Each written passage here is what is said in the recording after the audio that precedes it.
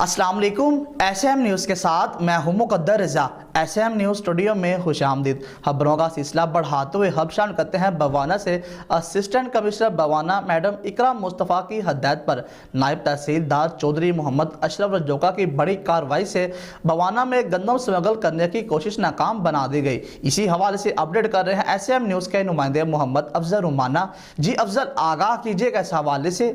बाना assistant commissioner बाना madam इकराम मुस्तफ़ा की हिदायत पर नायब तहसीलदार चौधरी मोहम्मद अशरफ रजूका की बड़ी कार्रवाई सामने आई है। गंदम स्मगल करने की कोशिश नाकाम बना दी गई है। इंतजामिया ने गंदम से भरे 2 ट्रक और 1 ट्राली कब्जे में ले ली है। 50 किलो गंदम की तकरीबन 1200 बोरियां बरामद कर ली गई हैं, जो कि तहसील बाना से ज़िला फैसलाबाद लेकर जा रहे थे, जो कि ज़िला बंदी की खिलाफ वर्जी है। मज़कूरा गंदम अपनी तहवील में लेकर सरकारी फूड सेंटर जामियाबाद पहुँचा दी गई है। असिस्टेंट कमिश्नर बाना मैडम इकराम मुस्तफ़ा का कहना है कि मुलविस डीलर के खिलाफ कानूनी कार्रवाई अमल में लाई जाएगी। कैमरामैन मोहम्मद आरिफ टेक्कू के साथ मोहम्मद अफजल रमाना, बाना।